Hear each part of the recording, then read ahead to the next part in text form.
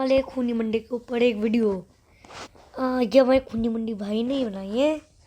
आज हम first time खूनी मंडी के ऊपर आप लोगों को नया एक्सपीरियंस दे रहे हैं। ये खूनी मंडी। Okay start. दिवाली के दिन हम सभी कितने खुश होते हैं। साल भर का ये सबसे बड़ा त्योहार होता है जिसे हर परिवार हाँ भाई, सही बोल रहा बंदा। सही है। बहुत धूमधाम से मनाता है। लेकिन क्या हो अगर हम आपसे कहें कि मणिपुर के एक गांव के लोग दिवाली के दिन अपने घर से बाहर नहीं निकलते।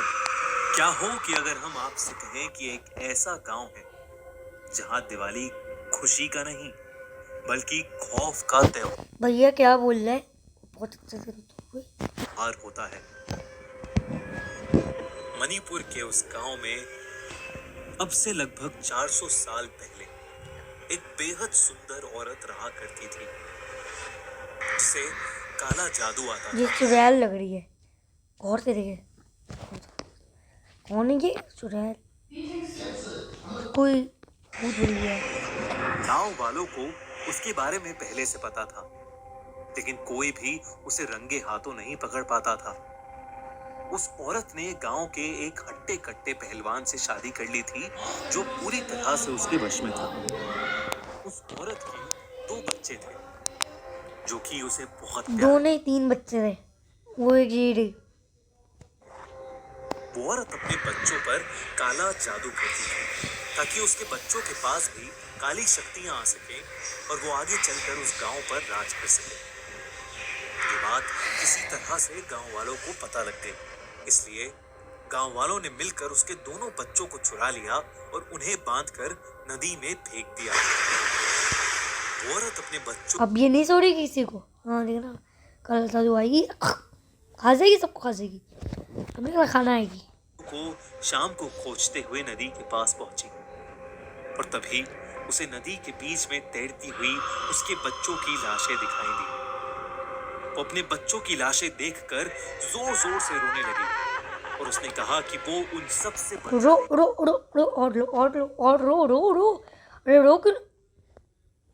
कितना वैसे रो रही जिन लोगों ने उसके बच्चों को मारा है। उस दिन से वो औरत रोज रात को अपने पति के साथ बाहर निकलती और गांव के बच्चों को चोरी करके अपने घर ले आती।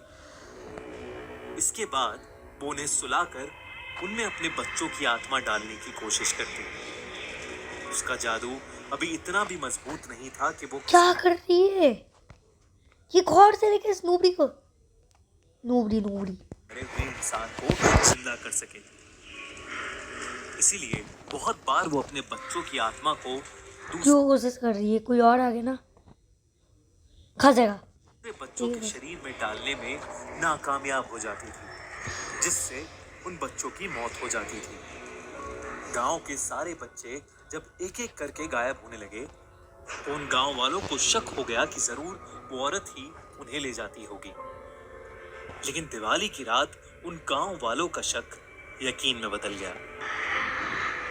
उस रात उस औरत के घर से जोर जोर से अजीबोगरीब आवाजें आ रही थी। गांव के कुछ लोग भूत नाचने वाली आवाजें ने उस डायन के घर के पास जाकर उसके घर में झांकना शुरू कर दिया।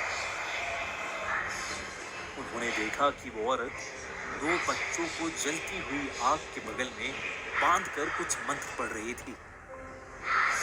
गांव वालों को जिस मौके का इंतजार था वो उन्हें मिल गया।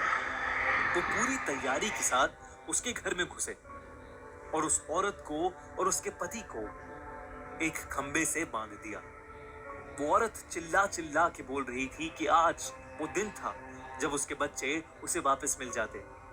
वो गांव वालों से भीख मांग रही थी कि वो उसे छोड़ दे, लेकिन गांव वालों ने उसकी एक नहीं सुनी। एक नहीं 2 सुन ली थी। हाँ 2 सुनिए ना, इसने सुनी है, इसने सुनी है। दिवाली का दिन था तो गांव वालों ने सोचा कि वो उस डायन को पटाखों से जलाकर मार देंगे। उन लोगों ने उसे और उसके पति को पटाखों से लपेट दिया और उन पटाखों में आग लगा दी। पटाखे जोर जोर से बजने लगे और उन दोनों के कपड़ों ने आग पकड़ ली। यही होना चाहिए था इनके साथ, यही होना चाहिए था, यही होना चाहिए। उसका पति वहीं जलकर राख हो गया। लेकिन डरने की बात ये थी कि अब वो औरत चिल्ला नहीं रही थी। वो हल्की आवाज में कुछ बोले जा रही थी, जैसे मन ही मन वो कुछ मंत्र पढ़ रही हो। गांव वालों ने इस पर ध्यान नहीं दिया और वहां से चले गए, और यही उनकी सबसे बड़ी गलती थी। वो औरत जो मंत्र पढ़ रही थी, उससे वो मरकर भी जिंदा रहती। जिन रस्सियों से उसे बांधा गया था, वो रस्सियां जलकर खुल गईं और वो औरत आजाद हो गई। वो अब भी जल रही थी, उसका शरीर खत्म हो रहा था, लेकिन वो खत्म होने का नाम ही नहीं ले रही थी। वो औरत हंसते हंसते जाकर नदी में कूद गई। गांव वालों को लगा कि वो मर चुकी है, पर उन्हें नहीं पता था कि उस रात वो फिर उससे मिलेगी। जिन गांव वालों ने उसे जलाया था, देर रात उन सब गांव वालों के घर के दरवाजे पर जोर जोर से ठक ठक हुई। जब गांव वालों ने उसे देखा तो वो उसका हुलिया देखकर कांप उठे। होना चाहिए। हाँ, डर रहे हो? कांप उठे। डर गए बच्चे, डर गए। कौन सा सबसे ज्यादा डरा? मैं। अब पूरी तरह से एक जिंदा लाश बन चुकी थी, जिसे मारना शायद असंभव था।